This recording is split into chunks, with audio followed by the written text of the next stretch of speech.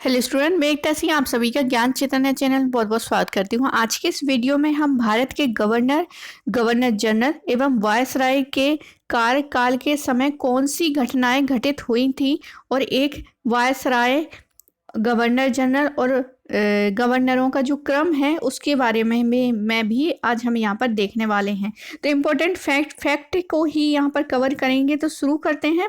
सबसे पहला जो है रॉबर्ट क्लाइव जो है गवर्नर होते हैं। इनका समय पीरियड होता है 1757 से लेके 60 तक और फिर दूसरा कार्यकाल रहता है 1765 से लेके 67 ईस्वी तक और फिर लास्ट में ये इनकी मृत्यु हो जाती है, ये आत्महत्या कर लेते हैं।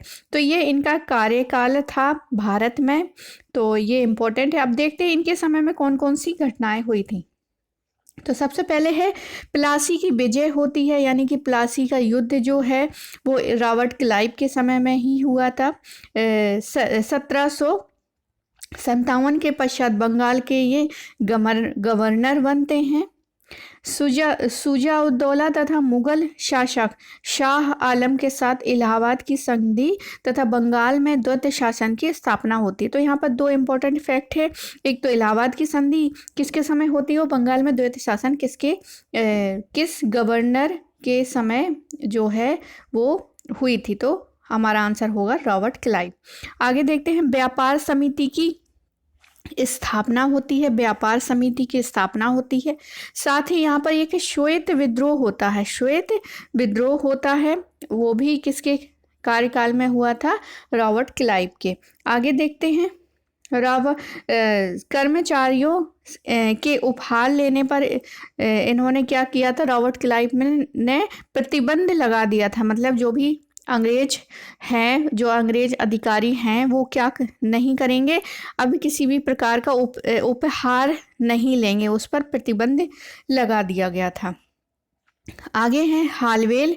हालवेल जो है 1760 में, यह क्लाइव के बाद बंगाल का स्थापनापन गवर्नर बना। इस सी ने ब्लैक होल की घटना का वर्णन किया था। वेंसेस्टार्ट के समय जो है बक्सर के युद्ध के समय जो है वेंसेस्टार्ट ही बंगाल का गवर्नर बना।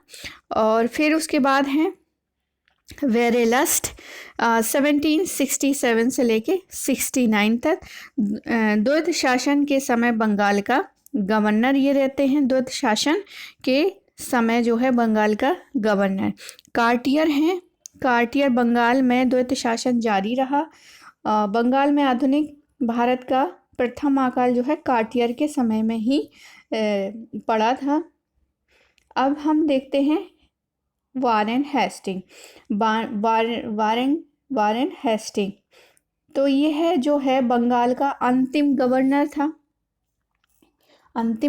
था तथा प्रथम गवर्नर जनरल था। अंतिम गवर्नर बंगाल का था और ये प्रथम गवर्नर जनरल वारेन हेस्टिंग था। तो इससे भी बहुत इंपॉर्टेंट क्वेश्चन पूछे जाते हैं। और इनका जो समय पीरियड है 1772 से लेकर 1785 तक। आगे है न्यायिक सेवा का जनक कहते हैं इनको। वारेन हेस्टिंग को न्यायिक सेवा का जनक कहते हैं। वारेन हेस्टिंग को क्या कहते हैं? न्यायिक सेवा का जनक कहते हैं। 1772 में प्रत्येक जिले में एक फौजदारी व एक दीवानी अदालत स्थापित की थी उन्होंने। 1773 का रेगुलेटिंग एक्ट इन्हीं के समय में आता है, वारेन हेस्टिंग के समय में। 1774 में पिट्स इंडिया एक्ट आता है। 1774 में कलकत्ता में उच्चतम न्यायालय की स्थापना होती है। तो ये सारा का सारा जो है वारेन हेस्टिंग के समय में ही रहा है, 1772 से लेकर 1785 तक। आगे देखते हैं मुगल सम्राट को मिलने वाली पेंशन जो कि 60 लाख रुपए थी, क्या कर दी गई? बंद कर दी गई। रोहिल्ला युद्ध और द्वितीय आंग्ल मैसूर युद्ध, रोहिल्ला युद्ध और द्वितीय आंग्ल मैसूर युद्ध वारेन हेस्टिंग के समय में ही हुए थे। आगे देखते हैं board of revenue. Board of revenue की स्थापना दस्तक के प्रयोग पर प्रतिबंध। बोर्ड ऑफ रेवेन्यू की स्थापना दस्तक के प्रयोग पर प्रतिबंध भी वारेन हेस्टिंग के समय में हुआ था। 1772 में बंगाल में द्वैत शासन की समाप्ति भी वारेन हेस्टिंग करते हैं, तो ये भी बहुत इंपॉर्टेंट फैक्ट है। आगे देखते हैं, प्रथम आंग्ल मराठा युद्ध तथा 1772 में सालवाई की संधि और 1784 में सर विलियम जोन्स द्वारा एशियाटिक सोसाइटी ऑफ बंगाल की स्थापना भी वारेन हेस्टिंग के समय में होती है। तो फिर इसके बाद जो है इंग्लैंड ये जाते हैं, वहाँ इनको महाभियोग भी लगाया गया था। तो ये कुछ इम्पोर्टेंट घटनाएं हैं जो कि वारेन हेस्टिंग के समय में हुई थी। उसके बाद जो हैं लॉर्ड कॉर्नवालिस आते हैं। लॉर्ड कॉर्नवालिस जिसमें बहुत सारी हमारी जो हैं रैयतवाड़ी व्यवस्था या फिर कहें कि स्थायी बंदोबस्त, ये सारी चीज़ें यहाँ पर हमें देखने को मिलती हैं। इसके अलावा भी कुछ युद्ध हुए हैं इम्पोर्टेंट, तो वो भी देखते हैं। भारतीय नागरिक सेवा का जनक कहते हैं, भारतीय नागरिक सेवा का जनक कॉर्नवालिस को। इनका समय रहा है 1785, तो वारेन हेस्टिंग का था 1785 तक वारेन हेस्टिंग का था। अगले साल 1786 यानी 1786 से लेके 93 तक, 1793 तक किसका कार्यकाल है? लॉर्ड कॉर्नवालिस का। तो इसको क्या बोलते हैं? भारतीय नागरिक सेवा का जनक, और वारेन हेस्टिंग को न्यायिक सेवा का जनक कहते हैं। तो ये इंपॉर्टेंट है, वारेन हेस्टिंग को न्यायिक सेवा का जनक बोलते हैं, न्यायिक सेवा का जनक वारेन हेस्टिंग को, और लॉर्ड कॉर्नवालिस को भारतीय नागरिक सेवा का जनक।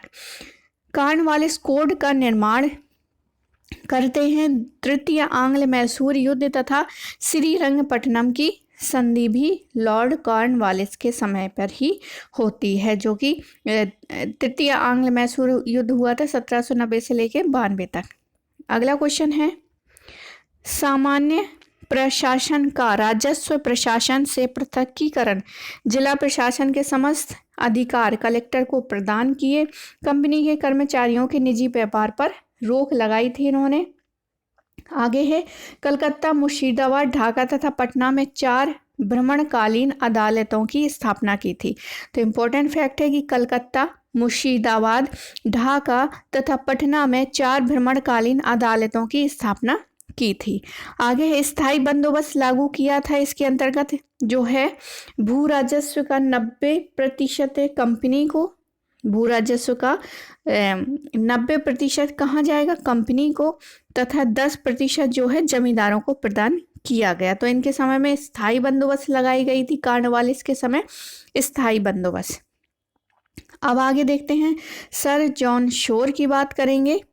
तो सर जॉन शोर 1793 से लेके 98 तक, 1793 से लेके 98 तक का इनका समय रहता है। 1793 से लेके 98 तक इन्होंने क्या किया था?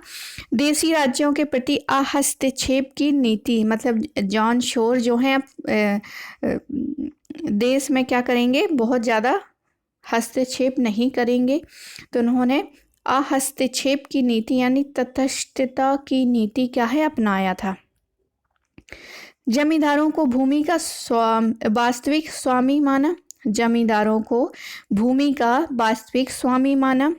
इसके समय में ब्रिटिश संसद ने 1793 का चार्टर एक्ट पास किया था। इनके शासनकाल में ही निजाम और मराठों के बीच खुर्दा का युद्ध हुआ था। तो यहाँ पर अब जो नए फैक्ट हैं वो एग्ज़ाम में पूछे जाते हैं। तो पूछा जाएगा, क्वेश्चन होगा कि किसके शासनकाल में निजाम और मराठों के बीच क्या है? खुर्दा का युद्ध हुआ था। तो हमारा आंसर होगा सर जॉन शोर। आगे है, तो ये कुछ इम्पोर्टेंट बातें थी सर जॉन शोर के बारे में 1773 से लेकर 98 तक। अब अगला है लॉर्ड बेलेजली। लॉर्ड बेलेजली, इनका समय है 1798 से लेकर 1805 तक। 1798 से लेकर 1805 ईस्वी तक रहता है। चौथा आंग्ल मैसूर युद्ध होता है। चौथा आंग्ल मैसूर युद्ध इनके समय में होता है 1799 में, जो कि होता है। तंजौर 1799, सूरत 1800 एवं कर्नाटक का प्रशासन अपने हाथों में ले लिया था। तो वेलिजली ने क्या क्या काम किया था? एक तो चौथा आंग्ल मैसूर युद्ध हुआ था, चौथा आंग्ल मैसूर युद्ध हुआ था जिसमें क्या टीपू सुल्तान की मृत्यु हो गई थी, और फिर मैसूर पर क्या है सहायक संधि जो है जो मैसूर है वो राज्य अंग्रेजों के उसमें शामिल हो गया था। तो यहाँ पर जो है तंजौर को भी अपना प्रशासन हाथों में ले लिया, यहाँ मैसूर को भी ले लिया और साथ ही कर्नाटक को ले लिया। तो 3 राज्यों का प्रशासन अपने हाथों में लेते हैं। मैसूर का 1799 में, तंजौर का भी 1799 में, और सूरत जो है 1800 ईस्वी में, और कर्नाटक का प्रशासन 1801 में। तो वेलिजली का काम ये थे। आगे है द्वितीय आंग्ल मराठा युद्ध भी होता है। बसीन की संधि इन्हीं के समय में होती है। सहायक संधि प्रणाली प्रारंभ की थी किसने? वारेन हेस्टिंग ने, लॉर्ड वेलिजली ने। यहाँ पर क्या है? लॉर्ड वेलिजली ने क्या किया था? सहायक संधि प्रारंभ की थी। यहाँ से भी इम्पोर्टेंट क्वेश्चन पूछा जाता है यूजीसी एग्जाम में कि सहायक संधि को किसने प्रारंभ किया था, कौन से उसने प्रारंभ किया था? तो हमारा आंसर होगा लॉर्ड वेलिजली। अगला है, इसके अलावा देखते हैं हैदराबाद को सहायक संधि के अंतर्गत कब हड़पा था? तो 1798 में और 1801 में। मैसूर को हड़पा था 1799 में, तंजौर को 1799 में, अवध को 1801 में, पेशवा को 1802 में, भोसले को 1803 के साथ सहायक संधि की थी। किसने? लॉर्ड वेलिजली ने। अगला क्वेश्चन है, अगला फैक्ट है, कलकत्ता में फोर्ट विलियम कॉलेज की स्थापना की गई थी। कलकत्ता में फोर्ट विलियम कॉलेज की स्थापना भी लॉर्ड वेलिजली के समय में ही की गई थी। तो लॉर्ड वेलिजली के समय में कलकत्ता में फोर्ट विलियम कॉलेज की स्थापना की गई थी। अब आता है सर जॉर्ज बार्ले 1805 से लेके 1807 तक इनका समय रहता है। George barley fort William presidency के गवर्नर जनरल रहे हैं। George barley fort William presidency के गवर्नर जनरल रहे हैं। वेल्लोर के सिपाही विद्रोह जो हैं सर जॉन बार्ले के समय में हुआ था। वेल्लोर और सर जॉर्ज बार्ले, वेल्लोर में सिपाही विद्रोह और हस्तक्षेप की नीति अपनाई गई तथा मराठों के प्रति शांतिपूर्ण नीति क्या है अपनाई गई। तो इनके समय में 2 ही घटनाएं, एक तो जॉर्ज बार्लो जो है फोर्ट विलियम प्रेसिडेंसी के गवर्नर जनरल रहे हैं, वेल्लोर का सिपाही विद्रोह इनके समय में हुआ है, और हस्तक्षेप की नीतियाँ अपनाई गई। मराठों के शांति के प्रति शांतिपूर्ण नीति भी अपनाई गई। अगला है लॉर्ड मिंटो प्रथम। तो ये है लॉर्ड मिंटो प्रथम 1807 से लेके 13 ईस्वी तक। 25 अप्रैल 1809 को अमृतसर की संधि इन्हीं के समय में होती है, मिंटो प्रथम के समय में। प्रथम इसलिए क्योंकि ये अभी द्वितीय भी आएंगे। तो 25 अप्रैल 1809 को अमृतसर की संधि होती है, रणजीत सिंह और चार्ल्स मेटकाफ के बीच होती है। अमृतसर की संधि किस किस के बीच में? रणजीत सिंह और चार्ल्स मेटकाफ के बीच में होती है 25 अप्रैल 1809 में। 1813 में चार्टर एक्ट पारित होता है। 1813 में चार्टर एक्ट, तो ये भी बहुत इंपॉर्टेंट है कि 1813 का चार्टर एक्ट किसके समय में पारित हुआ था? तो लॉर्ड मिंटो प्रथम के समय में।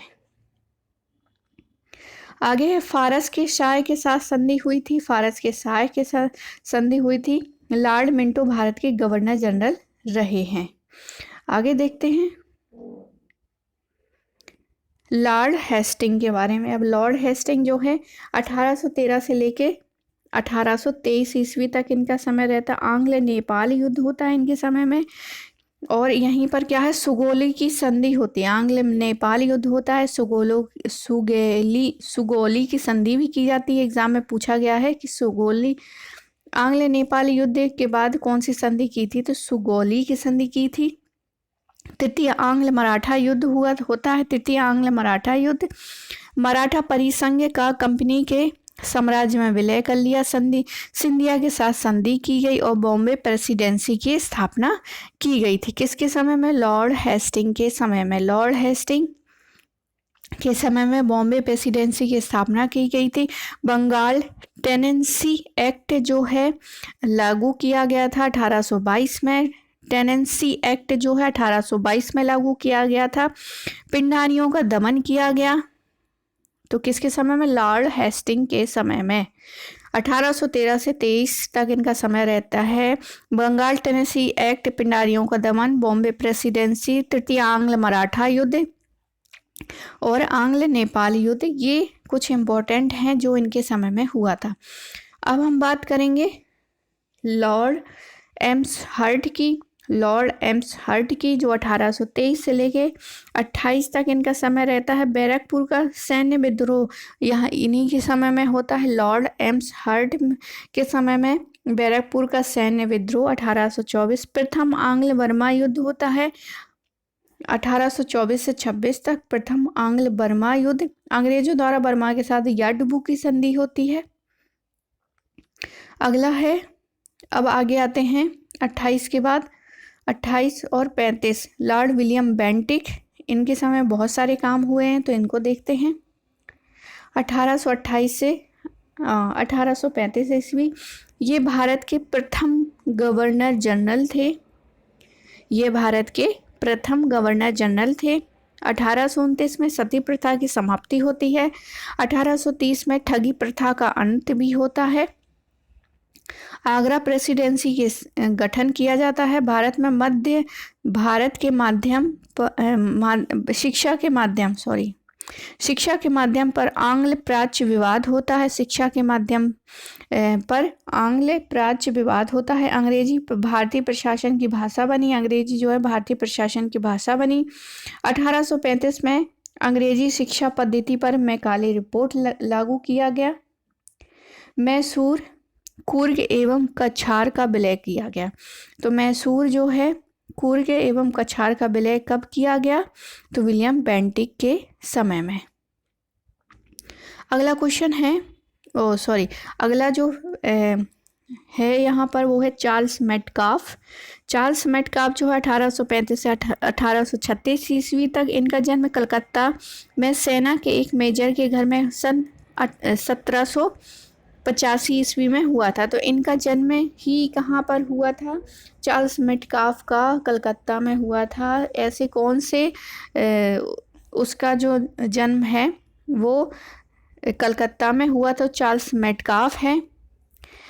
इसने प्रेस से नियंत्रण क्या कर दिया था? हटवा दिया था। चार्ल्स मेटकाफ ने प्रेस से नियंत्रण हटवा दिया था। उपाध्याय समाचार पत्रों को मतलब इनको उपाधि मिली है समाचार पत्रों की मुक्तिदाता कहा जाता है, क्योंकि उन्होंने क्या किया था? समाचार पत्रों से प्रतिबंध हटा दिया गया था इनके द्वारा। तो चार्ल्स मेटकाफ का नाम जो है सबसे ज़्यादा फेमस है प्रेस से नियंत्रण हटवाने में। आगे देखते हैं लॉर्ड ऑकलैंड जो है 1835 से लेके 42 तक इनका समय रहता है। 1835 से 42 तक कंपनी रणजीत सिंह एवं शाह शुजा के मध्य त्रिपक्षीय संधि की जाती है। कंपनी रणजीत सिंह और शाह शुजा के बीच त्रिपक्षीय संधि की जाती है। और प्रथम आंग्ल अफगान युद्ध जो होता है, साथ ही शेरशाह सूरी मार्ग का नाम बदलकर जीटी रोड रख दिया गया था। किसके समय में? लॉर्ड ऑकलैंड के समय में। आगे है लॉर्ड एलनबरो 1842 से 44 तक। सिंध का विलय कर लिया जाता है चार्ल्स नेपियर द्वारा। तो इनके समय, एलनबरो के समय में चार्ल्स नेपियर के द्वारा सिंध का विलय कर लिया जाता है। दास प्रथा का अंत किया जाता है और इनको कुशल आक्रमणता की नीति इन्हीं के समय क्या है? लागू की गई थी। आगे देखते हैं लॉर्ड हार्डिंग प्रथम। तो हार्डिंग प्रथम है यानी कि द्वितीय भी आएंगे लॉर्ड हार्डिंग। तो यहाँ पर सबसे पहले लॉर्ड हार्डिंग का समय है 1844 से लेके 48 तक, और इनका जो समय था लॉर्ड एलनबरो का वो 1842 से 44 तक रहता है। और 44 से लेकर 48 तक रहता है। लॉर्ड हार्डिंग प्रथम आंग्ल सिख युद्ध एवं लाहौर की संधि होती है। बालिका शिशु हत्या तथा नरबलि प्रथा के पर प्रतिबंध लगाया जाता है। बालिका शिशु हत्या तथा नरबलि प्रथा पर प्रतिबंध लगाया जाता है। अब लॉर्ड डलहौजी की बात करें तो लॉर्ड डलहौजी का समय जो है काफ़ी लंबा है। 18 मतलब जोन से गवर्नर या गवर्नर जनरल या वायसराय का जितना टाइम ज़्यादा रहेगा उसके कार्यों की लिस्ट उतनी ही बड़ी रहेगी। और जिसका टाइम पीरियड 2 या 4 साल के बीच में रहा है तो इम्पोर्टेंट घटनाएं 1 से 2 या 3 रही होंगी। तो इनका लॉर्ड डलहौजी का कार्य ज़्यादा है, इसको देख लेते हैं, बहुत इंपॉर्टेंट है। भारतीय नागरिक सेवा हेतु प्रतियोगिता परीक्षा का प्रारंभ करवाया था।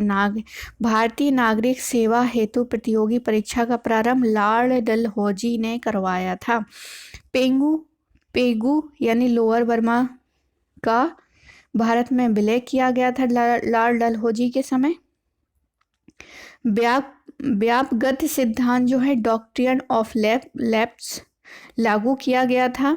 डॉक्ट्रिन ऑफ लैप्स जो है डलहौजी के समय लागू किया गया था। इसके अंतर्गत ब्रिटिश साम्राज्य में मिलाए जाने वाले राज्यों का क्रम है सतारा, जैतपुर, संबलपुर, बंगाट, उदयपुर, झांसी और नागपुर।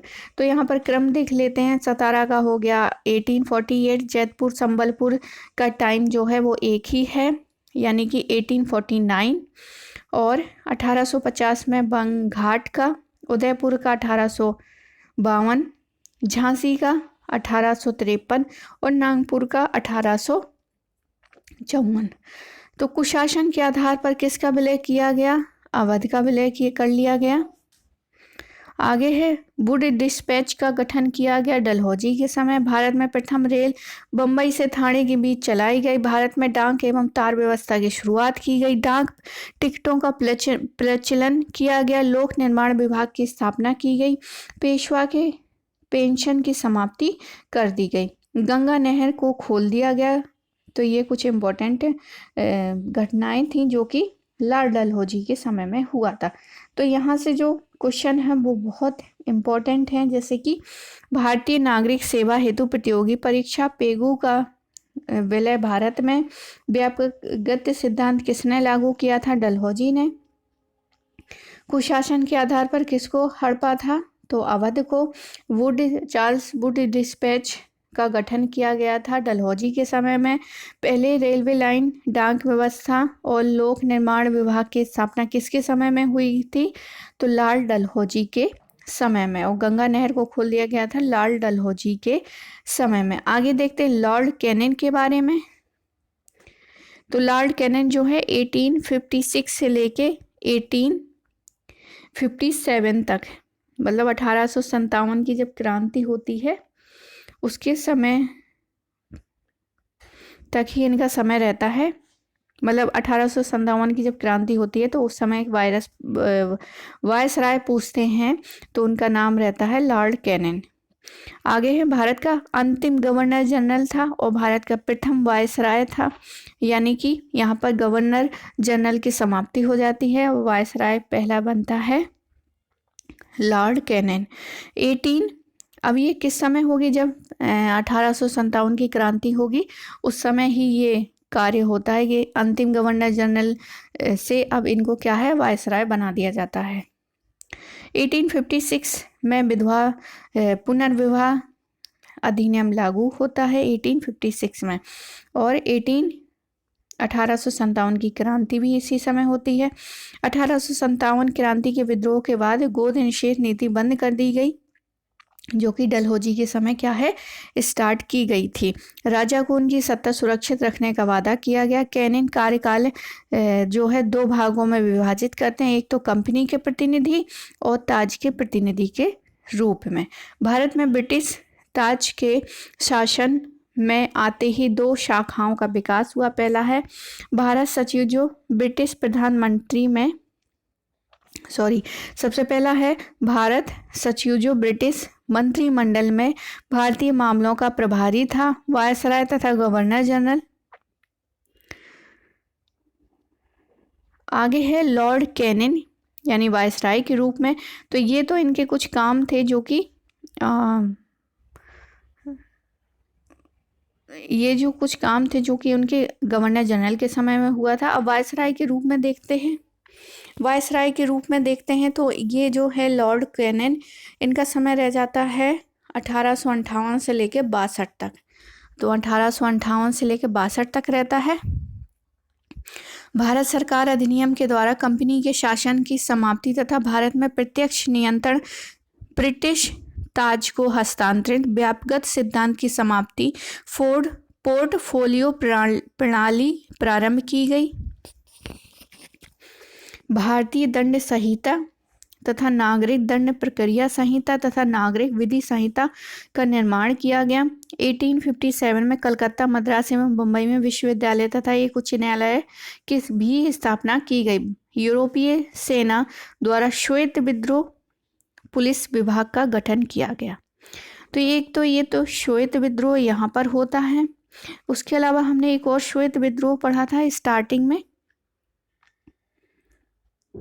तो स्टार्टिंग में भी एक हुआ था,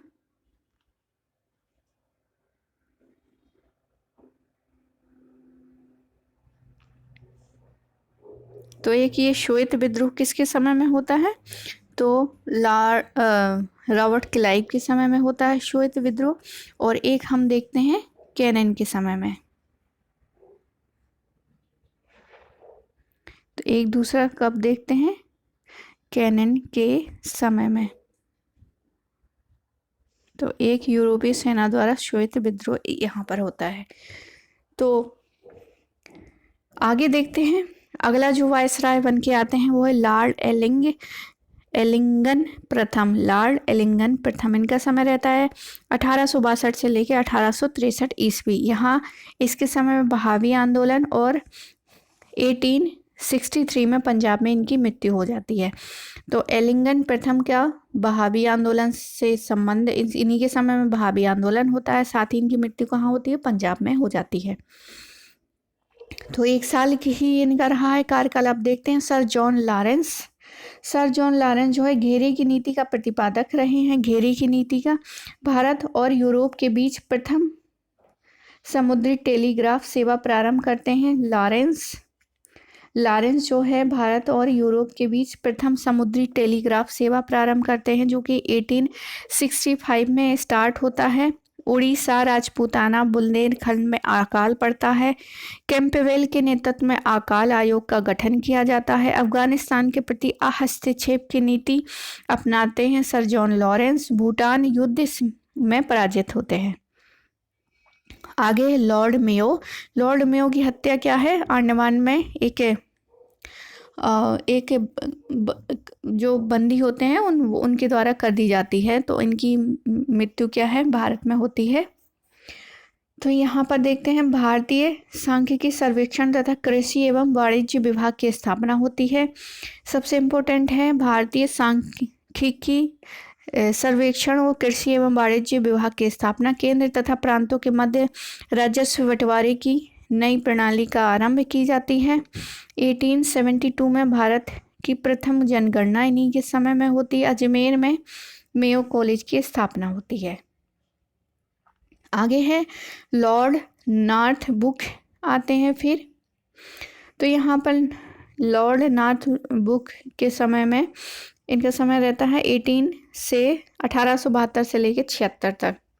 पंजाब में कूका विद्रोह होता है और बिहार में अकाल पड़ता है। आगे देखते हैं लॉर्ड लिटन। लॉर्ड लिटन बहुत इंपॉर्टेंट है। 1876 से लेके 1880 तक, 1880 तक यह ओवेन मेरिडिथ नाम से कविताएं लिखता था। तो लॉर्ड लिटन को ओवेन मेरिडिथ नाम से कविताएं लिखने का श्रेय जाता है। लॉर्ड लिटन को दिल्ली दरबार का आयोजन किया जाता है। महारानी विक्टोरिया को केसर हिंद की उपाधि दी जाती है। सिविल सेवाओं में 21 वर्ष से कम करके 19 वर्ष कर दी गई। वर्नाक्यूलर प्रेस एक्ट का निर्माण जो है करते हैं, वर्नाक्यूलर प्रेस एक्ट। दक्कन में अकाल पड़ता है। इस रिचर्ड स्ट्रेची की अध्यक्षता में अकाल आयोग का गठन किया जाता है। द्वितीय आंग्ल अफगान इन्हीं के समय में होता है, लिटिन के समय में। आगे देखते हैं लॉर्ड रिपन के समय में देखते हैं। अब जो इन्होंने ये वर्नाक्यूलर प्रेस एक्ट लगाया था, अब लॉर्ड रिपन क्या करेंगे, उसको समाप्त कर देंगे। इल्वर बिल विवाद होता है रिपन के समय में, बहुत इंपॉर्टेंट है, बहुत बार पूछा जा चुका है कि इल्वर बिल विवाद जो है किस वायसराय के समय में होता है, तो ये होते हैं लॉर्ड रिपन के समय में। 1881 में नियमित जनगणना होती है। पहली जनगणना मेयो के समय में होती है और नियमित रूप से जनगणना जो है 1881 में। भारत में स्थानीय स्वशासन जो है 1882 में से विकास होता है। हंटर आयोग इसी समय आता है। अब आगे देखते हैं लॉर्ड डफरिन। डफरिन ये वही है जिसके समय में कांग्रेस की स्थापना होती है।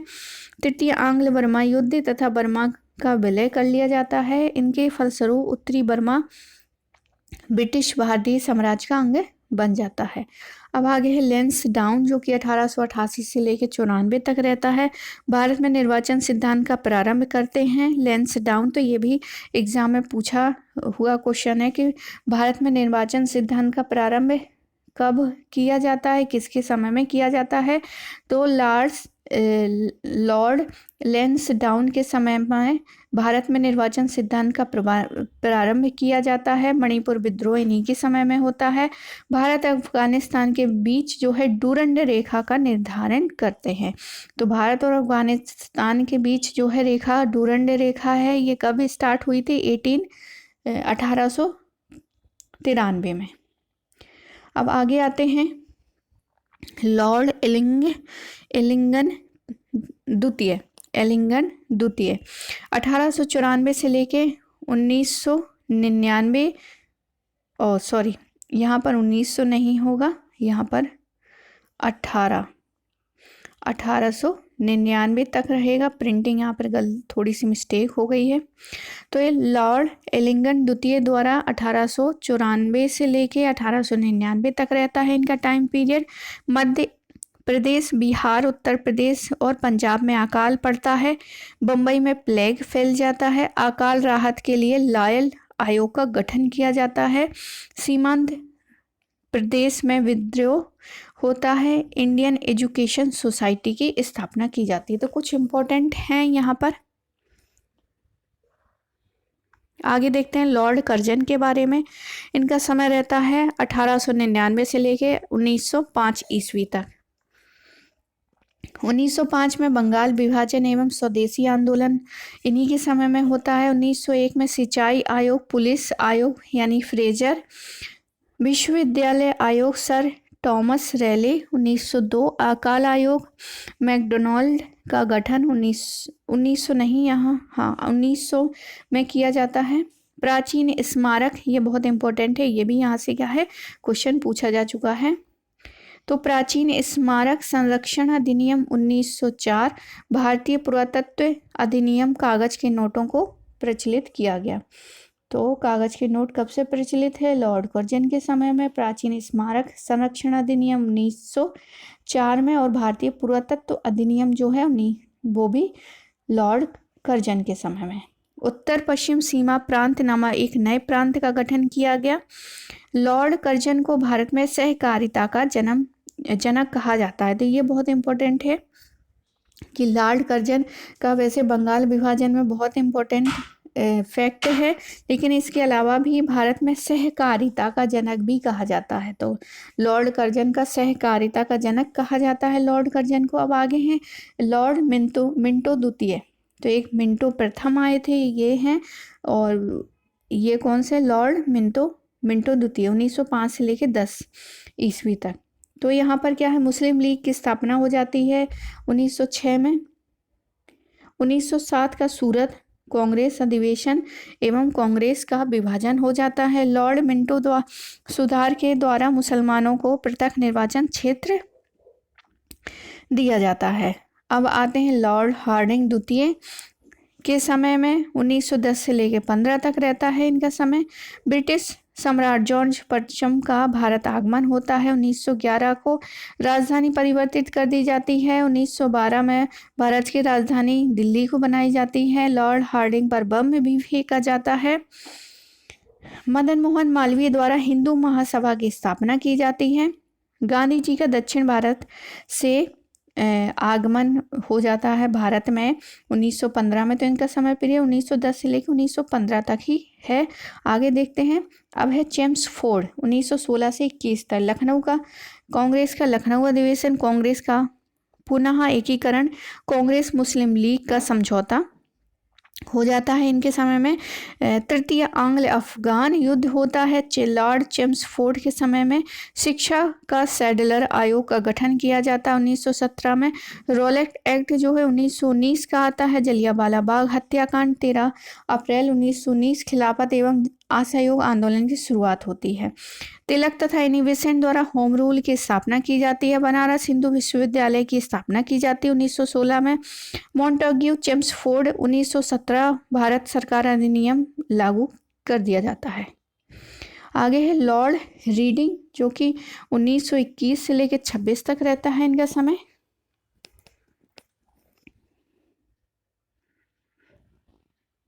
तो लॉर्ड चेम्सफोर्ड के बाद जो है लॉर्ड रीडिंग के समय चौरा चौरी कांड, स्वराज पार्टी की स्थापना, प्रिंस ऑफ वेल्स का भारत आगमन 1921 में। 1921 का मोपला विद्रोह, काकोरी ट्रेन डकैती 1925। भारतीय कम्युनिस्ट पार्टी का गठन 1921। अखिल भारतीय साम्यवादी दल का गठन 1924। दिल्ली, कलकत्ता, अलीगढ़, अमृतसर तथा मुल्तान में सांप्रदायिक दंगे और स्वामी श्रद्धानंद की हत्या कर दी जाती है 1926 में।